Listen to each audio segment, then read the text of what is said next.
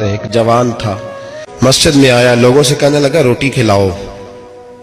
کسی نے توجہ نہ کی. اس نے کہا میں رب رب بتانے والا ہوں، میری طرف دیکھو تو صحیح. کسی شخص نے خیال ہی نہ کیا. پھر اس نے کہا یار تھوڑا سوچو. نمازیوں سے کہا، اہل علاقہ سے کہا، انہوں نے کہا تیری طرح کے بڑے درویش دیکھیں. مسجد کے محراب میں وہ رب کریم کا بندہ انتقال کر گیا. جب فوت ہو گیا نا، لوگوں کا مزاج ہے، بیمار کو دوائی نہیں دیتے، جنازے پہ وقت پہ پہنچ جاتے.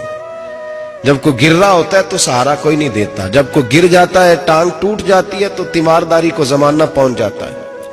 اور بزرگ، وہ نوجوان اللہ کا نیک بندہ مسجد کے محراب میں فوت ہو گیا. حضرت فضیل ابن عیاض کہتے ہیں امام صاحب نے اعلان کیا چندہ دو، کوئی لاوارث فوت ہو گیا، کفن دینا. چندہ اکٹھا ہوا، کفن خریدا، جنازہ پڑا. عشاء کے بعد دفن کر کے آئے. فجر کی نماز کے لیے جب امام اور مؤذن مسجد میں آئے تو چیخیں مارنے لگے، تڑپنے لگے.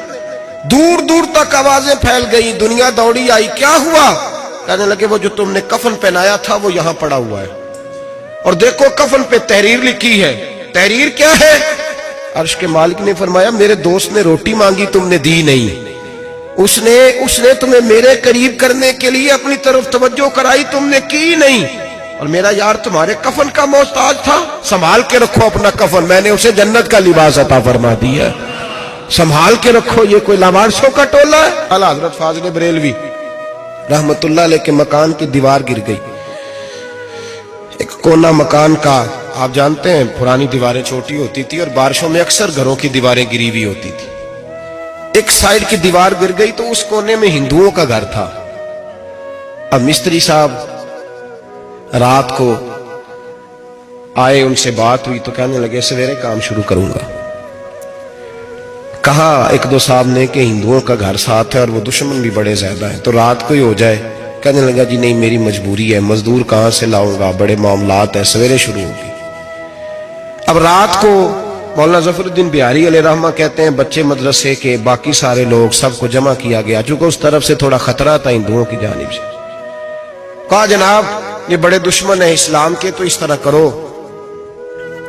طرح کرو کہ دو تین بچوں کی ڈیوٹی لگائیں یا کچھ لوگوں کی یہاں رات کو پہرا دیا جائے. ٹھنڈ بھی بڑی زیادہ تھی، کھڑا ہونا بھی مشکل تھا.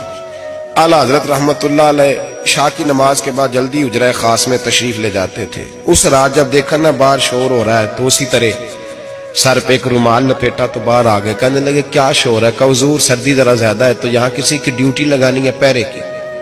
2 منٹ خاموش رہے، پھر فرمانے لگے کوئی ضرورت نہیں، جاؤ سو جاؤ سارے جا کے، کوئی ضرورت نہیں، جاؤ اپنے اپنے گھروں کو، کوئی حاجت نہیں، پہنچ جاؤ. کہا حضور مہربانی کرے، وہ طے ہونے لگا تھا. فرمایا میری وجہ سے کیوں کوئی ساری رات بیدار رہے، جاؤ تمہیں کہا نا آرام کرو. لوگ سو گئے. صبح فجر کی نماز پڑھ کے اعلیٰ حضرت رحمت اللہ تعالی علیہ جب سیڑھیاں اتر رہے تھے رضا مسجد کی، تو وہ جس ہندو کی جانب سے زیادہ خطرہ تھا وہ سیڑھیوں پہ بیٹھا تھا، مسجد کی سیڑھیوں پہ. سب لوگوں کی توجہ ہو گئی. کہنے لگا مولانا میں کلمہ پڑھنے آیا ہوں، مجھے کلمہ پڑھا کے مسلمان کر دو، میں کلمہ پڑھنے آیا ہوں، مسلمان کریں. لوگوں کی توجہ. اعلیٰ فرمانے لگے نہیں ابھی تو انتظار کر، تھوڑی دیر کے، اچھی طرح سوچ لے، جذباتی فیصلہ نہ کر کہ تو آ رہا ہے. یہ کہہ کے جب 2 سیڑھیاں نیچے اترے اس کے پاس سے تو اس نے پیر تھام لیے. کہنے لگا اب ایسے تو نہ کرو، رونے لگا.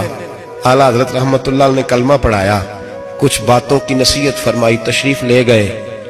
گھیرنے والے گھیر کے بیٹھ گئے. کہنے لگے ہمیں بھی بتا بدلہ کیسے ہے.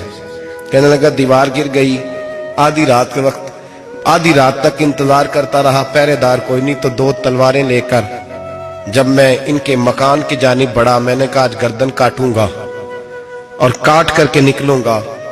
کہتا ہے جب